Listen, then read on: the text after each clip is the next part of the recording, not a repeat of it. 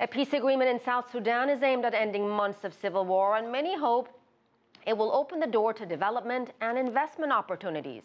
One South Sudan native who fled to the U.S. and was educated there recently returned home to help lead those efforts. CCTV's Hendrik Sybrandy reports.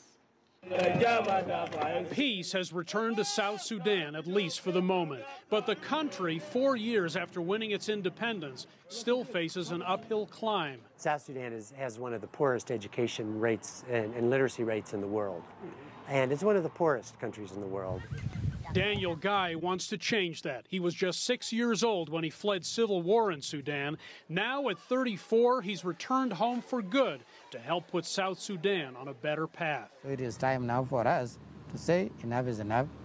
Let's work for peace and development. Daniel, one of the so-called lost boys of Sudan, arrived in Denver, Colorado back in 2000. He got his college degree, became a U.S. citizen, then began taking periodic trips back to his homeland.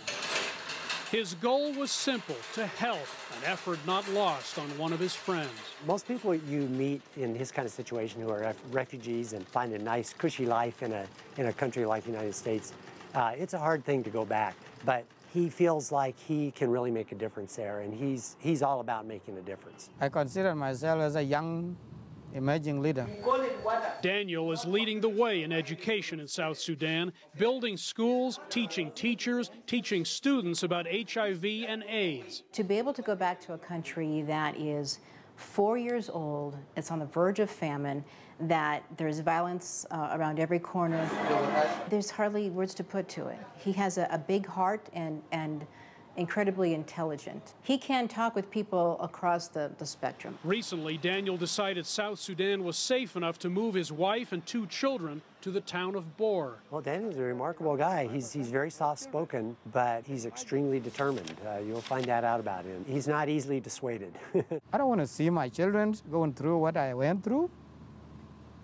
I don't want to see my children uneducated, as my father was. He's on a mission to put aside division, find common ground and solutions in a country that desperately needs them. Hendrik Sybrandy, CCTV, Denver.